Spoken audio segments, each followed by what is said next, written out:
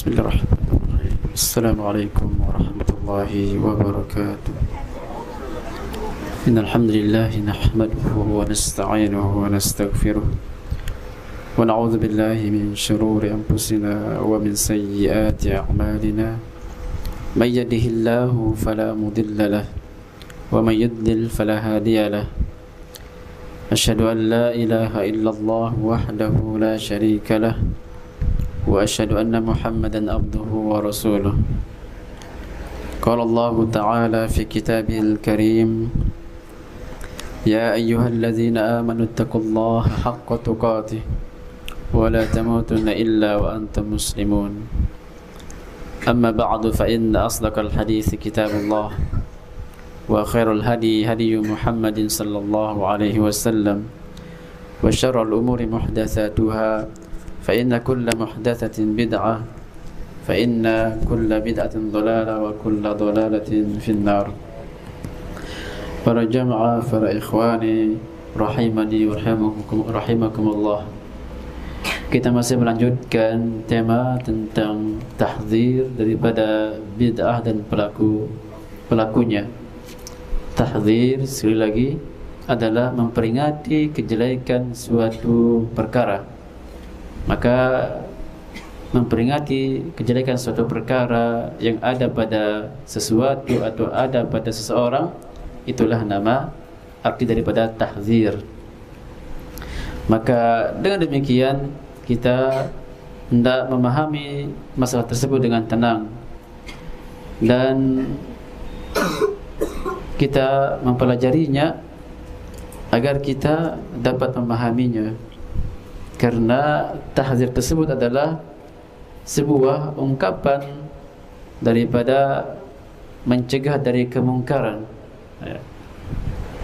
Istilah yang kita dengar, al-amru bil ma'ruf wan nahyi 'anil munkar, memerintahkan kepada kebaikan dan mencegah dari kemungkaran. Maka mencegah dari kemungkaran itulah tahdzir. Kita kalau ingin mencegah kemungkaran, kita menjelaskan kenapa kita mengingkarinya, kenapa kita mencegahnya, karena ada bahaya ini dan itu. Masalah ini ditinggalkan, jangan dilakukan karena ada bahaya ini dan itu. Itulah tahdzir. Dan Nabi SAW telah menjalankan hal tersebut. Maka menjadi sebuah konsep agama Islam, pondasi agama Islam dan pokok-pokok agama Islam, mencegah manusia dari hal-hal yang berbahaya. Betapa banyak Nabi kita Muhammad SAW memperingati dari bahaya-bahaya gulu, bahaya-bahaya daripada maksiat-maksiat, diperingatkan. Maka itu artinya adalah tahziran kepada sebuah kejelekan. Demikian juga Allah Azza wa Jalla juga mentahzir, memperingati bahaya-bahaya daripada dosa-dosa besar, terutama dosa syirik, di mana Al-Quran banyak terisi dengan tahziran, peringatan daripada kejelekan kesyirikan, di mana Allah sebutkan bahaya syirik adalah dapat menghapus semua amal soleh seseorang, dan syirik itu dapat mengeluarkan seseorang dari agama Islam dan dapat mengekalkan seseorang di dalam neraka, dan syirik dapat mengharamkan seseorang memasuki surga.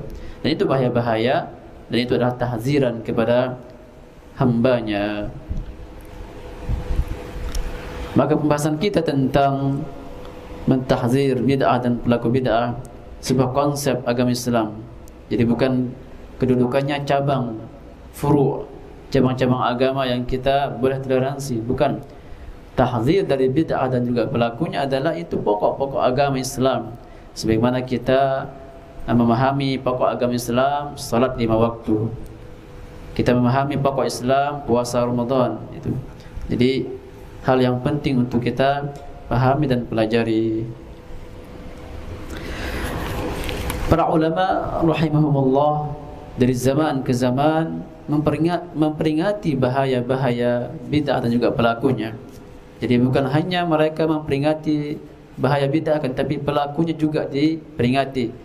Karena tidak mungkin seseorang meninggalkan bid'ah tanpa menjelaskan dan memperingati bahaya-bahaya pelakunya. Bahkan oleh karena pelaku tersebutlah terjadi dan diamalkan dan merajalela perbuatan bid'ah. Para ulama memperingati tentang bahaya bid'ah. Para ulama adalah mereka ahlul ilmi. Ketua mereka adalah Rasulullah SAW, memperingati tentang bahaya bid'ah, di mana dalam hadis banyak beliau berbicara dan mewanti-wanti dari perkara bid'ah. Telah kita bacakan sebagian daripada hadis-hadis pada kajian lalu, maka kita akan sampaikan dalil-dalil dan hujjah-hujjah hadis-hadis yang berbicara tentang tahziran para ulama dari bid'ah. Rasulullah SAW mentahzir dari bid'ah. Jadi sebelum kita menukil perkataan para ulama, Rasulullah SAW telah mentahzir dari pelaku bid'ah. Lihat ketika awal kali bid'ah muncul, bid'ah khawarij, ketika seorang yang disebut Zul Khuwaisirah memprotesi daripada pembagian Rasulullah SAW. Ketika dia mengatakan, "I'dil ya Muhammad fa innaka lam ta'dil." Berlaku adillah engkau ya Muhammad, kerana engkau belum berlaku adil. Maka Rasulullah ketika itu marah, lalu mengatakan, "Idza lam ya'dilillah wa rasuluhu faman ya'dil." Jika Allah dan Rasulnya belum berlaku adil, maka siapa lagi yang akan berlaku adil? Maka ketika orang tersebut berpaling, Nabi mentahzir, memperingati orang tersebut dan mengatakan, "Innahu sayakhruju min di'i hadza qaumun atau aqwamun yaqra'una al-Qur'an la yujawizu taraqihim yakhrujuna min al-din kama yakhruju as-sahmu min ar-ramiyah." Akan keluar dari garis keturunan orang tersebut yang tadi berani menyanggah pembagian Rasulullah, akan keluar darinya generasi-generasi yang mana mereka banyak membaca Quran, artinya ahli ibadah. Mereka ahli ibadah, ahli sedekah, ahli zikir. Akan tapi mereka yang banyak ibadah dan juga banyak membaca Quran tidak sampai ke hati mereka, hanya bacaan saja, hanya amalan saja. Mereka keluar dari agama Islam seperti keluarnya anak panah dari busurnya. Itu kata Nabi SAW, memperingati bahaya orang tersebut. Maka orang-orang yang membawa kebenaran pada zaman Nabi siapa? Rasulullah SAW. Maka ketika ada satu dua orang yang ingin menyelisihi Nabi, maka pastilah dia orang-orang yang membuat kesesatan. Jadi tidak ada pilihan ketika Rasulullah masih hidup kecuali mentaati Rasulullah, mendengarkan Rasulullah, dan menjalankan perintahnya Rasulullah SAW. Tidak ada yang boleh satupun memprotesi daripada apa yang Nabi kerjakan dan apa yang Nabi lakukan. Maka dapat dipastikan awal kesesatan dan kebatilan timbul di zaman Nabi oleh seorang yang dinamakan Zul Khuwaisirah tersebut. Maka benar para jamaah, lahir dari orang tersebut pelaku-pelaku bid'ah, di mana bid'ah khawarij membengkak menjadi bid'ah-bid'ah yang lain. Dalam hadis Rasulullah SAW banyak memperingati tentang bahaya bid'ah. Dalam hadis Ali bin Abi Thalib radhiyallahu anhu, Rasulullah SAW bersabda, "La'anallahu man zabaha li ghairillah." Allah melaknat orang-orang yang menyembelih karena selain Allah Azza wa Jalla, menyembelih untuk selain Allah Azza wa Jalla, seperti seorang menyembelih kepada kuburan, menyembelih kepada sang wali, atau dijadikan sebagai tumbal atau sebagai sesajen untuk penunggu kayu, penunggu batu atau penunggu gunung yang besar tersebut. Ini termasuk sesembelihan selain Allah, maka dilaknat oleh Allah Azza wa Jalla. Wa la'anallahu man awa muhditsan, dan Allah melaknat orang-orang yang memberikan tempat kepada orang-orang yang melakukan bid'ah. Allah melaknat orang-orang yang mengayomi, menaungi, memberikan tempat orang-orang yang melakukan bid'ah. Wa la'anallahu man la'ana walidayhi, dan Allah melaknat orang-orang yang melaknat kedua orang tuanya. Wa la'anallahu man gayyara al-manara, dan Allah melaknat orang-orang yang merubah patokan tanah. Hadis riwayat Imam Muslim. Maka laknat di sini adalah menjauhkan seseorang dari rahmat Allah Azza wa Jalla. Jikalau Allah telah menjauhkan rahmatnya dari hambanya, maka rahmat siapa lagi yang akan diharapkan? Maka kita semua para jamaah mengharapkan rahmat Allah Azza wa Jalla, karena dengan rahmat tersebut kita akan masuk surga. Dalam hadis ini disebutkan bahwasanya Allah melaknat orang-orang yang memberikan tempat kepada pelaku bid'ah. Jadi memberikan tempat, apalagi orang yang melakukan bid'ah tersebut. Berikutnya adalah dari sahabat Nabi SAW yang mengingkari dan juga mentahzir bid'ah dari sahabat Rasulullah SAW, yaitu Abdullah bin Mas'ud mengatakan, ittabi'u wa la tabtadi'u faqad kufitum wa alaikum bil amril atiq. Ikutilah dan janganlah kalian membuat perkara-perkara baru, karena sungguh telah cukup kepada kalian. Jadi itu pesan Ibnu Mas'ud, dan juga sekaligus peringatan agar jangan kita membuat perkara baru dalam agama Islam. Karena faqad kufitum, karena kalian telah dicukupkan dengan agama Allah dan Rasulnya, dan agama kalian telah sempurna dan telah diluaskan, sehingga tidak ada perkara satupun kecuali telah dijelaskan akan kewajibannya atau akan keharamannya. Jadi ini peringatan dari sahabat mulia Abdullah bin Mas'ud. Dalam hadis Huzaifah bin Yaman radhiyallahu anhu, Rasulullah SAW menyebutkan tentang orang-orang yang berbuat bid'ah. Huzaifah bin Yaman radhiyallahu anhu mengatakan, dahulu sahabat bertanya kepada Rasulullah sallallahu alaihi wasallam tentang kebaikan, adapun aku bertanya tentang Nabi, adapun aku bertanya kepada Nabi tentang kejelekan, karena aku takut bila jatuh di dalam kejelekan tersebut. Maka Huzaifah mengatakan, wahai Rasulullah sallallahu alaihi wasallam, kita dulu di masa jahiliyah, dan Allah berikan kita nikmat Islam, dan ia merupakan kebaikan yang sangat mulia dengan datangnya Islam. Huzaifah mengatakan, apakah ada kejelekan setelah kebaikan Islam tersebut? Maka Nabi mengatakan, iya, ada kejelekan. Kemudian Huzaifah mengatakan, apakah ada kebaikan setelah kejelekan tersebut? Maka Nabi mengatakan, na'am wa fihi dakhanun.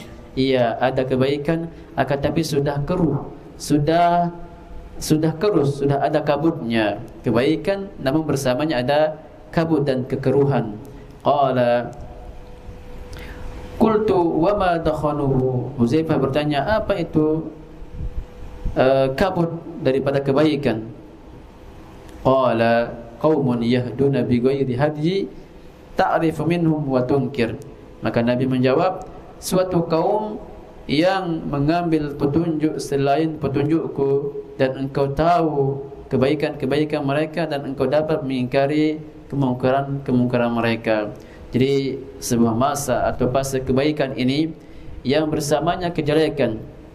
Maka disebutkan dalam hadis ini bahwasanya kejelekan dan kabut tersebut adalah suatu kaum yang mengambil petunjuk bukan petunjuk Rasulullah SAW.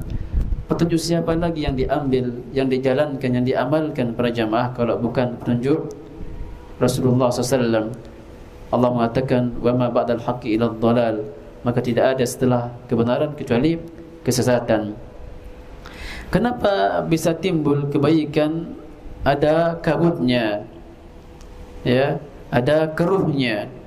Karena tadi sebelum kebaikan yang ada kabutnya ada kejelekan. Apa kejelekan di situ? Kejelekan di mana sepeninggal Rasulullah banyak terjadi perselisihan, banyak terjadi fitnah-fitnah dan musibah, terjadi perang antara sahabat satu sama lain yang kita sebut dengan perang saudara, yaitu perang antara Ibunda Aisyah dengan jamaah para sahabat yang mengikuti Ali, yang disebut dengan perang Jamal. Ada juga terjadi perang Siffin antara Muawiyah dengan Ali. Jadi itu perang antara sahabat, ya, banyak terbunuh kaum muslimin pada saat itu. Ini adalah Nabi katakan kejelekan yang datang setelah kebaikan Islam. Kebaikan murni di zaman Nabi ketika Nabi hidup, kemurnian, kebaikan dan kerjenihan agama Islam ada pada zaman itu. Ya. Nah, setelah Nabi kita Muhammad meninggal, maka terjadi fitnah yang memang Allah sudah takdirkan dan janjikan akan ada fitnah, bala, terjadinya serang menyerang, terbunuh banyak para sahabat di peperangan tersebut. Maka pemicu terjadinya peperangan para jamaah, jadi bukan sahabat yang ingin perang satu sama lain, tidak, adanya orang ketiga. Nah, orang ketiga inilah pengusut dan juga sumber kejelekan dan sumber bid'ah. Demikian. Sejatinya ketika Ibunda Aisyah dan Ali adalah saling menghormati tentunya, karena Ibunda Aisyah adalah ibunda kita. Sempat akan terjadi sebuah as-sulh, itu perdamaian. Akan tapi ada percikan api dari orang-orang yang menyimpang. Inilah kobaran api yang membesar, sehingga terjadilah dua kelompok tersebut saling menyerang dan banyak terbunuh dalam perang Jamal tersebut. Namun demikian, setelah kejelekan tersebut muncul kebaikan, namun kebaikan sudah keruh pada jemaah.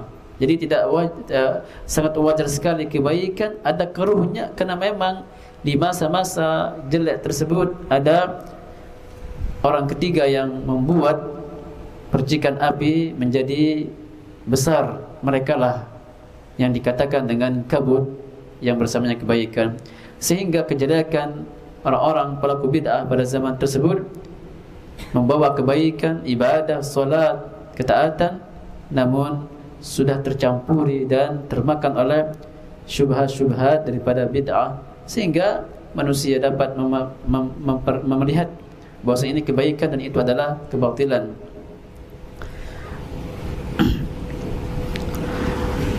Berikutnya Uzaifah bertanya, apakah ada lagi setelah kebaikan tersebut?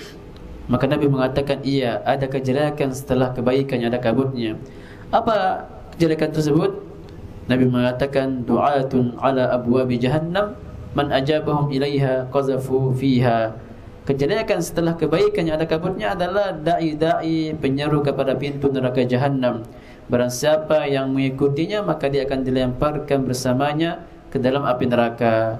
Ini buah dan pengaruh yang sangat berbahaya dari penyimpangan dan dari penyelisihan daripada sunnah Rasulullah sallallahu alaihi wasallam.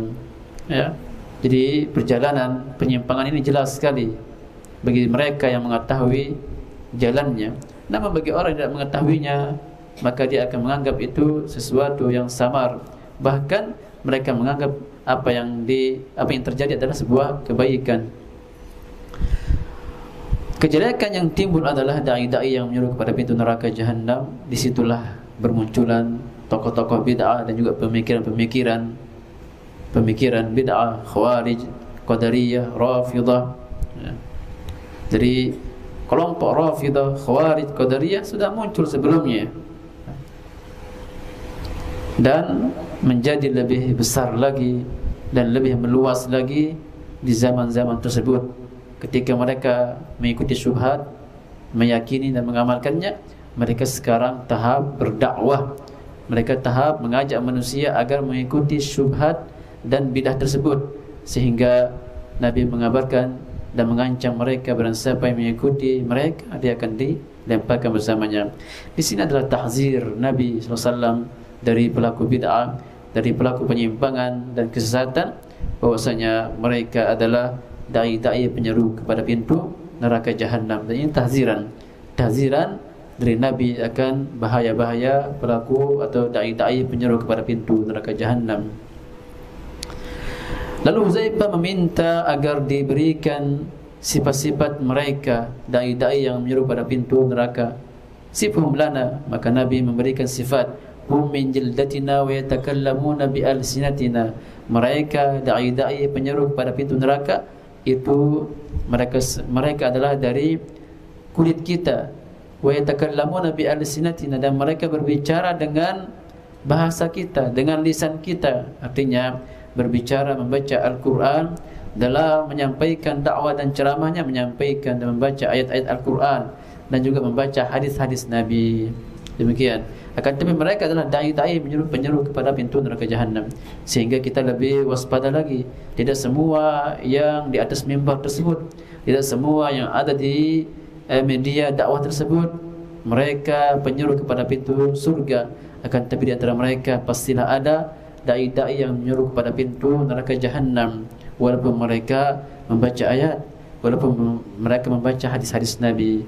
Karena patokan dai-dai penyeru kepada pintu surga adalah mereka yang selalu menjadikan petunjuk Nabi, petunjuk hidup mereka dan petunjuk dalam dakwah mereka, mendakwahi manusia kepada sunnah Nabi SAW. Adapun dai-dai penyeru kepada pintu neraka, maka sifatnya sudah ada, yaitu qaumun yahduna bighairi hadi, yaitu suatu kaum yang tidak mengambil petunjuk dengan petunjuk Nabi Muhammad SAW.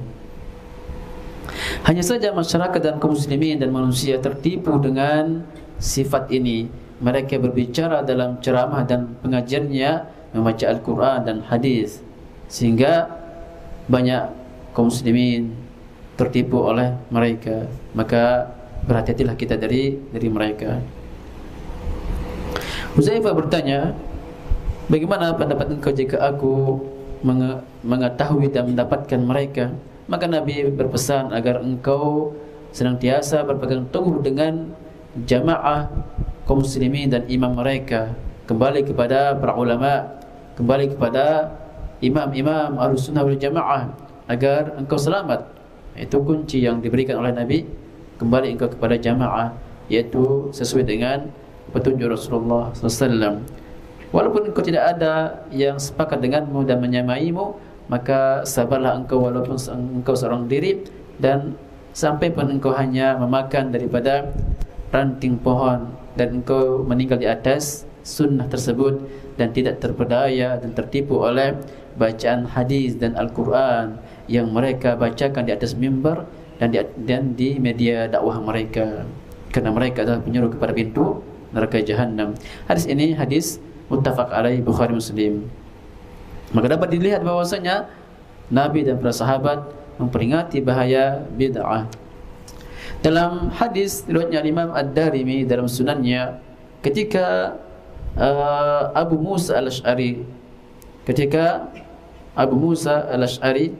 datang ke rumah Ibn Mas'ud. Ini adalah hadis Ibn Mas'ud. Salah seorang sahabat akan ke masjid, lalu melewati pintu rumah Abdullah bin Mas'ud. Maka demikian para sahabat, para jemaah, mereka sangat menghormati ulama, para sahabat yang tinggi ilmunya dan juga dilihat dari sisi umur, mereka sangat menghormatinya. Mereka senang bila berjalan bersama para sahabat yang kibar, ya, sahabat yang sudah sepuh, ya. Jadi mereka senang berjalan bersamanya. Barangkali ada soal jawab yang mungkin ditanyakan dalam perjalanan, demikian. Jadi Abu Musa Al-Ash'ari duduk menunggu Ibn Mas'ud keluar dari rumahnya. Maka tak kala Ibn Mas'ud keluar dari rumahnya, maka Abu Musa mengabarkan bahwasanya di sana di masjid ada suatu kelompok yang mereka menunggu salat, melingkar. Lalu di setiap lingkaran tersebut ada pemimpin yang menyuruh mereka untuk berzikir. Jadi Abu Musa Al-Ash'ari menceritakan apa yang beliau lihat di masjid. Ada manusia, ada kaum muslimin yang mereka membuat halaqah menunggu salat. Di setiap halaqah ada pemimpin yang memerintahkan untuk berzikir. Maka Abu Abdurrahman yaitu Al-Imam Abu Abdurrahman yaitu sahabat mulia Ibn Mas'ud mengatakan,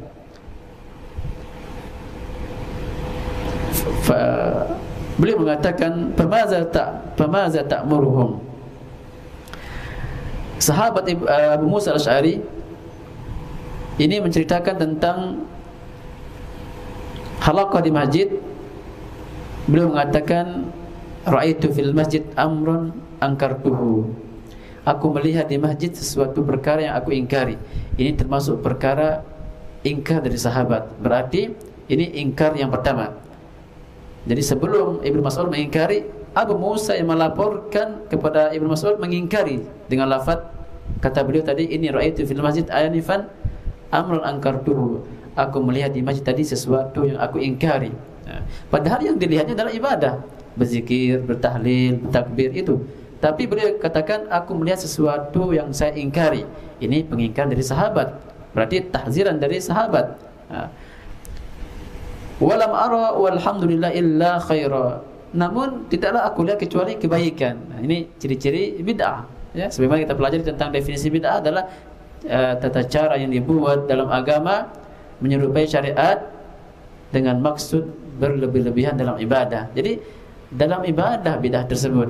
Di sini Abu Musa mengatakan, aku melihat perkara yang aku ingkari, tapi kebaikan itu, kata Abu Musa.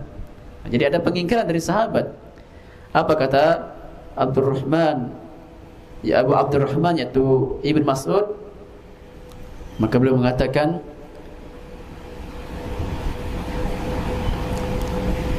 "Famaza qulta lahum?" Apa yang engkau ucapkan bagi mereka? Apa yang engkau katakan bagi mereka? Kalau itu suatu perkara yang kau ingkari, apa yang kau ingkari bagi mereka? Apa yang kau katakan kepada mereka?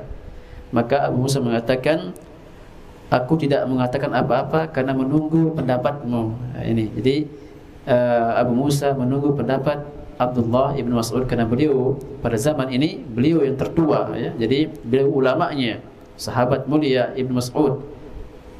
Maka Ibn Mas'ud mengatakan, kenapa engkau tidak menyuruh mereka agar mereka menghitung kesalahan mereka?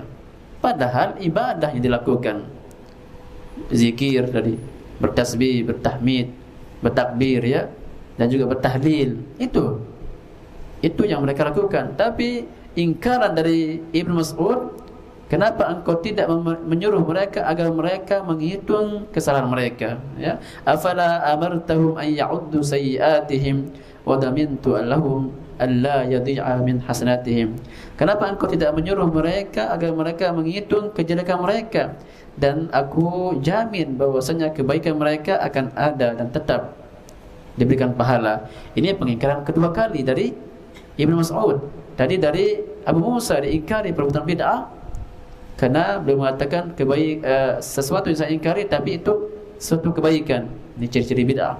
Maka ingkar yang kedua dari Ibn Mas'ud yaitu suruh mereka menghitung kejelekan mereka, itu penyimpangan mereka, penyelisihan mereka, cara berzikir mereka yang menyimpang ini, hitung agar mereka sadar, agar mereka bisa meninggalkannya. Kemudian Abu Musa dan Ibn Mas'ud berjalan ke masjid. Ternyata benar, Ibn Mas'ud menyaksikan kelompok tersebut sedang berzikir seperti yang diceritakan oleh Abu Musa tersebut. Maka ketika itu Abu Ibn Mas'ud langsung mengatakan, ma arakum tasna'un, ma hadzal ladzi arakum tasna'un. Ini ingkar yang ketiga dari Ibn Mas'ud. Ma hadzal ladzi arakum tasna'un. Apa yang kalian perbuat ini, kata Ibn Mas'ud mengingkari halaqah tersebut. Jadi sebelum Ibn Mas'ud melihat sudah ingkar. Ketika mereka ke masjid melihat apa adanya, ingkar yang ketiga. Jadi kita sedang membahas mengingkari ahli bid'ah, mentahzir ahli bid'ah. Apa jawaban orang-orang yang ada di halaqah tersebut? Ya Abu Abdurrahman, hasan na'uddu bihi takbir wat tahlil wat tasbih. Dan kata mereka, wahai Abu Abdurrahman, kunyahnya Ibn Mas'ud, wahai Ibn Mas'ud, ini kerikil kita gunakan untuk menghitung bacaan tasbih dan tahlil dan tasbih, takbir, ya, takbir, tahlil dan tasbih. Apa kata Ibn Mas'ud untuk ketiga kalinya? Fa'addu sayyi'atikum. Ya, kalau tidak keempat, ya, fa'addu sayyi'atikum, hitunglah kejelekan kalian. Ini ingkar yang keempat, ya. Ini para sahabat mengingkari bid'ah dan pelaku bid'ah karena mereka sedang melakukan bid'ah, diingkari pelaku tersebut. Berikutnya pengingkaran yang kelima, waihakum ya ummat Muhammad ma asra'a halakatukum. Wahai umat Nabi Muhammad, alangkah cepatnya kalian binasa. Haulai sahabatu nabiyikum sallallahu alaihi wasallam mutawafirun. Banyak sahabat-sahabat Nabi masih ada. Kenapa cepat sekali kalian sesat? Dalam artian kenapa kalian cepat merubah cara zikir yang diperintahkan Nabi? Jadi zikir yang diperintahkan Nabi jelas. Sahabat dari sahabat lain juga mengamalkan, dan juga yang mereka tahu zikir Nabi itu ya yang kita amalkan. Berzikir siap selesai salat astagfirullah astagfirullah, bacaannya sudah ada dalam hadis, dan juga jumlah-jumlah tasbih dan tahmidnya ada, ya, yang biasa kita amalkan. Itu zikir yang biasa sahabat amalkan, dan itu yang mereka wariskan dari Nabi. Ini ada tata cara zikir yang baru. Apa yang baru? Pertama, berjamaah. Yang kedua, membuat halakoh-halakoh, ya. Yang ketiga, dihitung bacaan tersebut dengan apa? Dengan kerikil. Nabi mengajarkan sahabatnya dengan tangannya. Nah, itu. Abdullah bin Amr bin As mengatakan, "Ra'aitu Nabi sallallahu alaihi wasallam ya'qidu tasbiha bi yaminihi." Sahabat mengatakan, sahabat Abdullah bin Amr bin As mengatakan, aku melihat Nabi menghitung zikir dengan tangannya. Itu dengan tangannya. Itu yang mereka tahu dari Nabi. Ini kok beda, cara ngitungnya pakai kerikil, baru. Yang keberapa? Yang keempat, dipimpin oleh seorang pemimpin. Berikutnya lagi, jumlahnya berapa? 100. Banyak, 6 perkara baru dalam zikir tersebut. Kita boleh para jamaah memperbanyak tasbih tahmid lebih 100 bahkan, tapi bukan pada saat seperti ini acaranya, ya, demikian. Kita boleh melakukan zikir tersebut sebanyak-banyaknya, tapi bukan dengan cara dipimpin tersebut. Jadi ini sesuatu yang ingkar, sesuatu yang baru, dan sesuatu yang aneh pastinya. Kita melihat sesuatu yang menyelisih jamaah itu sesuatu yang aneh pastinya. Terbiasa orang melakukan sesuatu hal, ada satu orang menyisi itu pasti sesuatu yang aneh. Ya, ini yang terjadi. Maka Ibnu Mas'ud mengatakan, celaka kalian, alangkah cepatnya kalian binasa. Maka Ibnu Mas'ud mengatakan, sahabat Nabi masih banyak, pakaian Nabi masih ada, belum hancur, dan bejana Nabi masih ada, belum pecah. Wallazi nafsi biyadihi innakum la'ala millatin hiya ahda min millati Muhammad aw mubtatihu baba dhalalah. Ini ingkar yang keberapa? Yang keenam kalau tidak salah, ya. Pengingkar dari Ibnu Mas'ud yang keenam. Nah, beliau mengatakan, demi yang jiwaku berada di tangannya, kata Ibnu Mas'ud, kalian ini berada di atas petunjuk yang lebih utama atau membuat pintu kesesatan. Jadi mana yang benar? Ya? Kalian ini membuat petunjuk lebih utama dari petunjuk Nabi atau sedang membuka pintu kesesatan? Mana yang benar? Dan saya jawab, ini bahasa Ibnu Mas'ud, Masya Allah.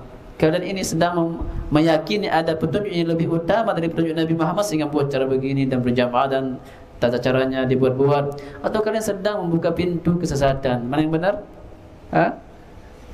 Dua-duanya, ya kan? Dua-duanya yang benar. Sedang mereka membuka pintu kesesatan bid'ah, dan sedang mereka menganggap ada petunjuk lebih mulia dari petunjuk Nabi Muhammad. Jelas. Kalau seorang menganggap petunjuk Nabi Muhammad, cara zikirnya Nabi Muhammad, cara salatnya Nabi Muhammad lebih utama, mereka amalkan apa adanya, sebagaimana itu yang diwariskan oleh Nabi dari sahabat dari zaman ke zaman sampai kelompok ini muncul. Itu. Jadi kedua-duanya mereka jatuh di dalamnya. Itu akibat daripada menyelisihi sunnah Nabi, akibat menyelisihi sunnah yang turun-menurun diwarisi oleh sahabat dari Nabi. Ketika ada satu orang coba membuat sesuatu yang baru, aneh, terjadilah pengingkaran yang keras dari sahabat. Namun masalah para jamaah kita sekarang di zaman terbalik. Kita yang bersunnah menghidupkan sunnah yang dianggap asing, ya kan? Terbalik kita nih. Inilah saatnya para jamaah. Saatnya kita lebih senang lagi, semangat memegang sunnah ini, semangat mengkaji dakwah salaf ini, karena ini saatnya terbalik memang. Udah disabdakan Nabi. Ya. Jadi zaman Nabi itu suasana sunnah, satu orang menyimpang kentara sekali asingnya. Para sahabat juga ingkari dengan keras. Para ulama ingkari sampai jangan duduk, nggak boleh itu. Berjual beli nggak boleh, sampai begitu mereka keras mengingkarinya. Kita sekarang terbalik, kitalah yang asing. Bukankah Nabi mengatakan bada al-Islam ghariban wa sayaudu ghariban kama bada fatuba lil ghuraba. Islam datang dalam keadaan asing dan akan kembali asing. Sekarang ini asing. fatubal ghuraba, maka berbahagialah orang-orang yang asing. Jadi berbahagialah, kita didoakan berbahagia, selamat kita yang asing di tengah-tengah masyarakat dan komunitas yang memang amalannya demikian dari turun menurun. Jadi kita semangat edukasi sunnah ini di lingkungan kita, terutama di lingkungan rumah kita, sebelum tetangga kita, sebelum masyarakat kita. Maka kita belajar, menimba ilmu, mempelajari sunnah, amalkan diri sendiri. Sebelum anak istri kita, lalu kita rangkul anak dan istri kita, cucu kita mengamalkan sunnah. Semoga cahaya melebar tetangga kita dan masyarakat kita sehingga menjadi sebuah kampung sunnah. Dengan demikian akan terjadi negara sunnah. Jadi perbaikannya dari mana? Perbaikannya dari diri kita. Itu dakwah sunnah memperbaiki penyimpangan, syirik dan bid'ah, kemaksiatan dari diri kita, bukan dari presiden. Diperbaiki presidennya lalu diratakan kebaikan ke masyarakat, tidak. Kan tidak bisa selesai. Ini keistimewaan dakwah salafiyah. Mereka sibuk dengan dakwah, amal, Al-Quran, hadis, dakwah sunnah, tauhid, karena mereka sedang ingin memperbaiki dari diri-diri masyarakat tersebut. Bukan kelompok khawarij yang memperbaiki kebaikan dari pemerintah sehingga mereka melihat penyimpangan pada pemerintah dan penguasa, mereka mengkritik di umum, di depan manusia, di mimbar-mimbar mereka.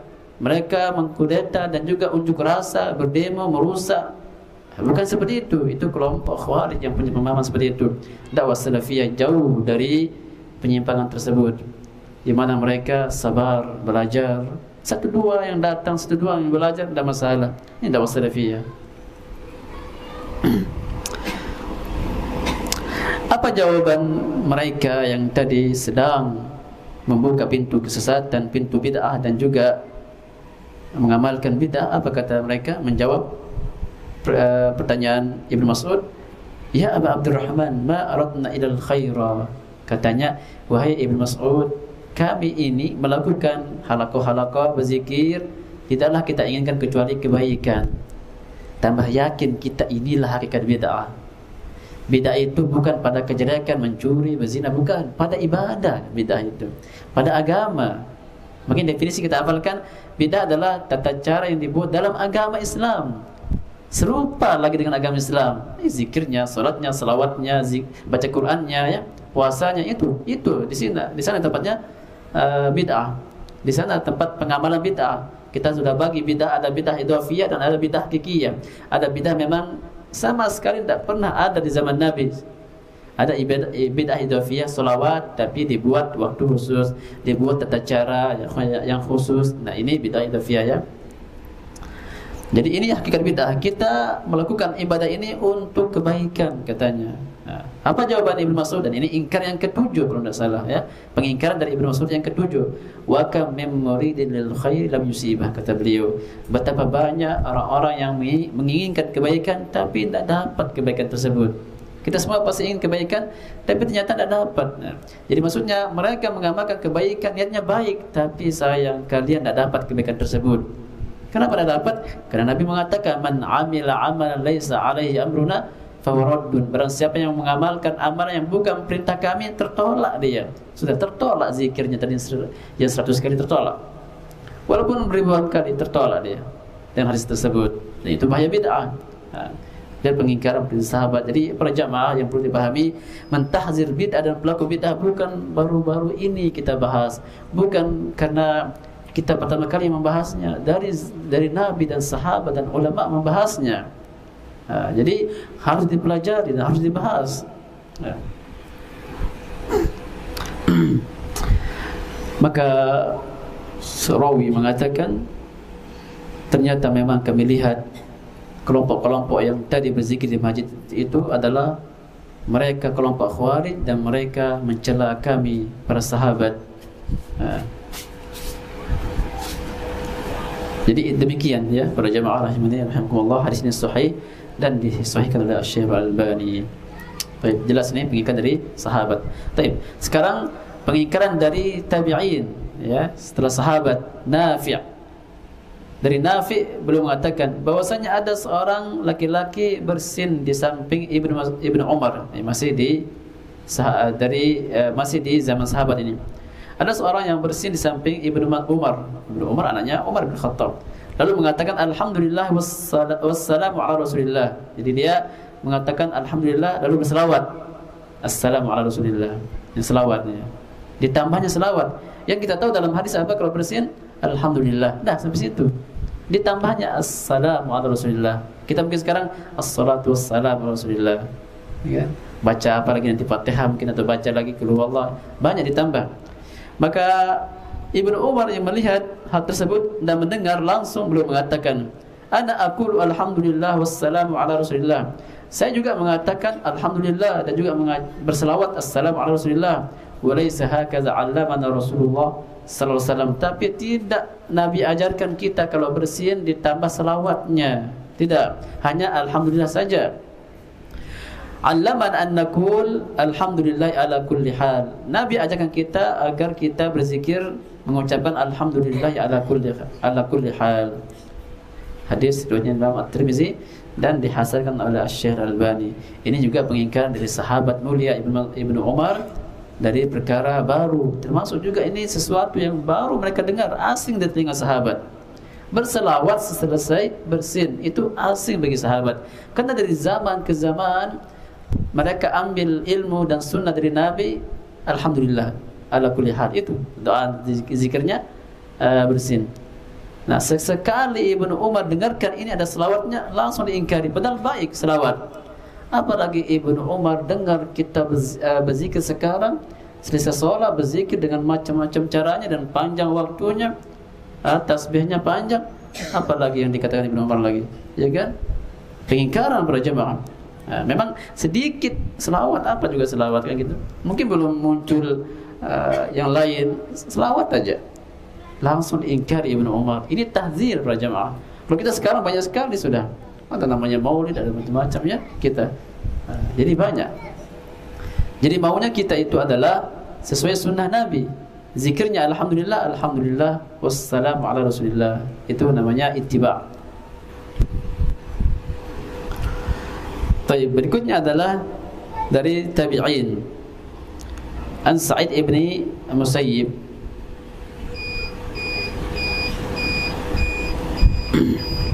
Terakhir, Sa'id ibn Musayyib melihat seorang yang salat setelah selesai salat subuh lebih banyak daripada 2 rakaat. Lebih banyak dari 2 rakaat. Yang kita tahu selesai salat subuh ada salat sunnah, ya kan? Ada orang yang salat 2 rakaat selesai salat subuh. Maka diingkari oleh Sa'id. Diingkari, salat apa ini? Maka orang tersebut yang diingkari mengatakan, hal yu'adzibna Allah bi salat? Apakah Allah akan azab aku dengan salat tadi? Kebaikan salat. Maka Sa'id mengatakan tidak. Walakin yu'adzibuka Allahu bi mukhalafatika li sunnati Rasulillah. Engkau tidak akan diazab dengan salat, akan tapi engkau diazab dengan menyelisihi sunnah Rasulullah SAW. Juga asar dari tabi'in yang mengingkari tentang bid'ah dan mengingkari pelaku bid'ah. Jadi hal yang penting berjamaah untuk kita pelajari hal tersebut agar kita lebih sempurna mengamalkan sunnah Rasulullah SAW dan sempurna kita bermanhaj, bermetode dengan agama, dengan metode yang Nabi SAW dakwahkan kepada para sahabatnya dan diwariskan oleh para ulama dari zaman sampai akhir hayat, sampai hari kiamat nanti. InsyaAllah masih kita lanjutkan pembacaan tentang penukilan para ulama yang mengingkari tentang bid'ah dan juga pelakunya pada kajian berikutnya. Qulu qawli hadza wa astaghfirullah li wa lakum wa li sa'il muslimin min kulli dhanbin innahu huwal ghafurur rahim. Wa akhiru da'wana alhamdulillahi rabbil alamin. Wassalamu alaikum warahmatullahi wabarakatuh.